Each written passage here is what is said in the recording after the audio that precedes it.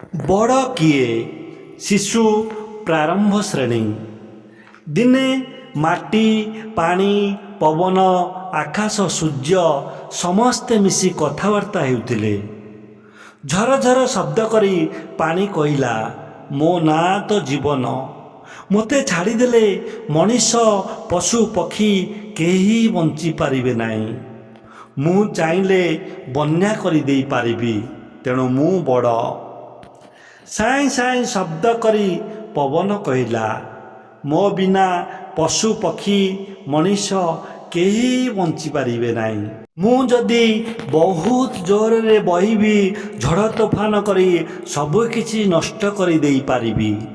ମୋର ବହୁତ ଶକ୍ତି ଅଛି, ଜାଣିଲ। ମୁଁ ଏଥିପାଇଁ ସମସ୍ତଙ୍କଠୁ ବଡ଼। ଆକାଶ କହିଲା, ମୁଁ ବହୁତ ବଡ଼, ମୋର ସୀମା ନାହିଁ। ମୋ ଦେହରେ ସୂର୍ଯ୍ୟ, ଚନ୍ଦ୍ର, ତାରା ସମସ୍ତେ ଯିବା ଆସିବା କରନ୍ତି, ଏଥିପାଇଁ ମୁଁ ବଡ଼। ସୂର୍ଯ୍ୟ କହିଲା, ମୁଁ ହେଉଛି ସବୁଠୁ ବଡ଼। ମୁଁ ଉଦୟ ହେଲେ ଚାରିଆଡ଼େ ଆଲୋକିତ ହୁଏ। ମୁଁ ଅସ୍ତ ହୋଇଗଲେ ଅନ୍ଧାର ହୋଇଯାଏ। ମୋର ତାପ ପଡ଼ିଲେ ସମସ୍ତ ଜିନିଷ ଗରମ ହୁଏ। ମୋର ତାପ ମଣିଷ, ପଶୁ, ପକ୍ଷୀ, ଗଛଲତା ସମସ୍ତଙ୍କ ପାଇଁ ଦରକାର। ମୋ ବିନା କେହି ହେଲେ ଚଳିପାରିବେ ନାହିଁ। ସମସ୍ତଙ୍କ କଥା ଶୁଣି ମାଟି ମୁରୁକି ମୁରୁକି ହସୁଥାଏ। ତାପରେ ମାଟି କହିଲା, ଚାଲ ଆମ୍ଭେମାନେ ମିଶି ବ୍ରହ୍ମାଙ୍କ ପାଖକୁ ଯିବା। ବ୍ରହ୍ମା ତ ଆମକୁ କାମ ଦେଇଛନ୍ତି।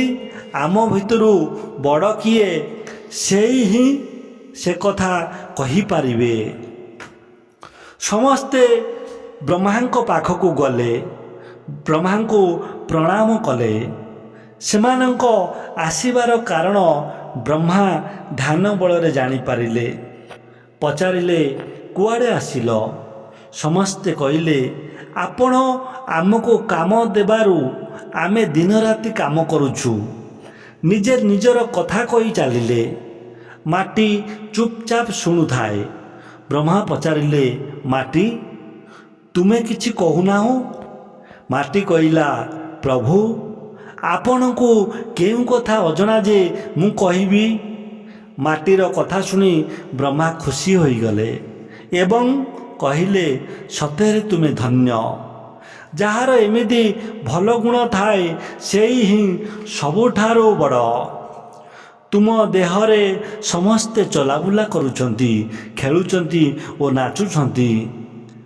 ତେଣୁ ତୁମେ ସବୁକିଛି ସହିଯାଉଛ। ତୁମେ ମା ପରି ପାଳୁଛ, ତେଣୁ ତୁମେ ହେଉଛ ସମସ୍ତଙ୍କର ମା।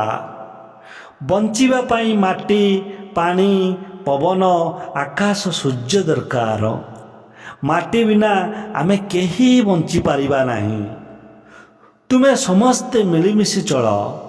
ତୁମେମାନେ ଏତେ ବଡ଼ କାମ କରୁଛ, ପୁଣି କଳି କରୁଛ କିପରି? କିଏ କହୁଛନ୍ତି ନା ବ୍ରହ୍ମା। ବ୍ରହ୍ମାଙ୍କ କଥା ଶୁଣି ସମସ୍ତେ ନିଜ ନିଜର ଭୁଲ ବୁଝିପାରିଲେ। ବ୍ରହ୍ମାଙ୍କୁ କ୍ଷମା ମାଗିଲେ ଓ ପୂର୍ବ ପରି ନିଜ ନିଜ କାମରେ ଲାଗି ପଡ଼ିଲେ। ଏହି କାହାଣୀର କେତେଗୋଟି ପ୍ରଶ୍ନ ଏବଂ ଏହାର ଉତ୍ତର ବିଷୟରେ ଜାଣିବାକୁ ଚେଷ୍ଟା କରିବା। ତେବେ ପ୍ରଶ୍ନ ନମ୍ବର 1, କେଉଁଥିପାଇଁ ମାଟି, ପାଣି, ପବନ, ଆକାଶ, ସୂର୍ଯ୍ୟମାନଙ୍କ ମଧ୍ୟରେ କଳହର ମୁଣ୍ଡ ଟେକିଥିଲା? ଆଚ୍ଛା ପିଲାମାନେ, କେଉଁଥିପାଇଁ? ଏହାର ଉତ୍ତର, ବଡ଼ କିଏ? କ'ଣ ନା ଏମାନଙ୍କ ମଧ୍ୟରେ କିଏ ବଡ଼, ଏଥିପାଇଁ ଏହି ସମସ୍ତଙ୍କ ମଧ୍ୟରେ କ'ଣ କଳହର ମୁଣ୍ଡ ଟେକିଥିଲା ବା ବିତର୍କ ଚାଲିଥିଲା।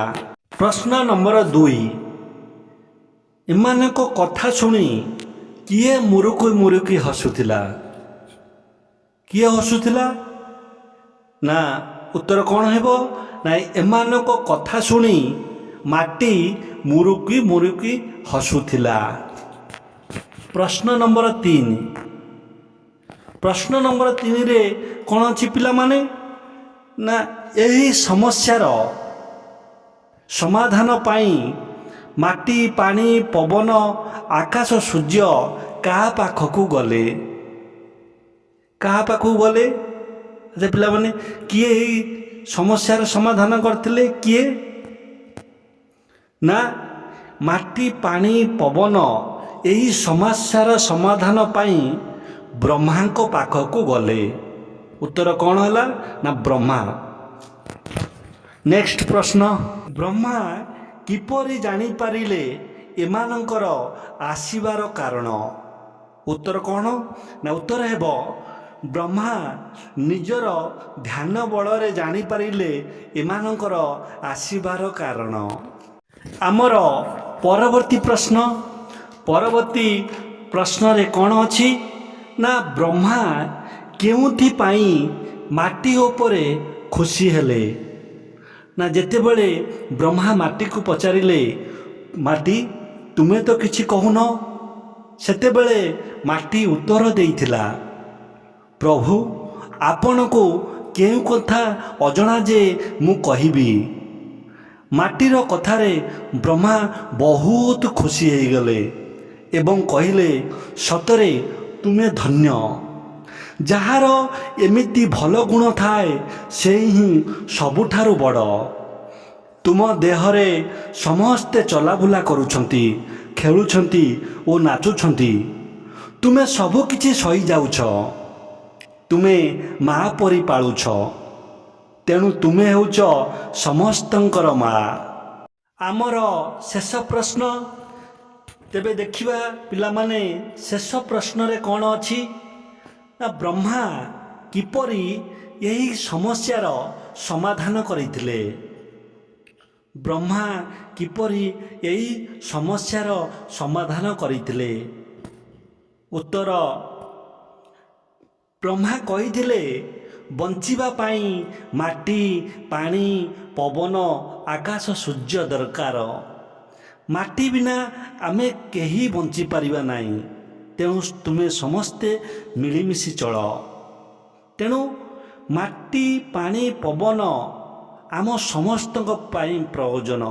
ଶେଷରେ ପିଲାମାନେ କ'ଣ ହେଲା ପିଲାମାନେ? ନା ସମସ୍ତେ ନିଜ ନିଜର ଭୁଲ ବୁଝିପାରି ବ୍ରହ୍ମାକୁ କ୍ଷମା ମାଗିଲେ ଏବଂ ପୂର୍ବ ପରି ନିଜ ନିଜ କାମରେ ଲାଗି ପଡ଼ିଲେ।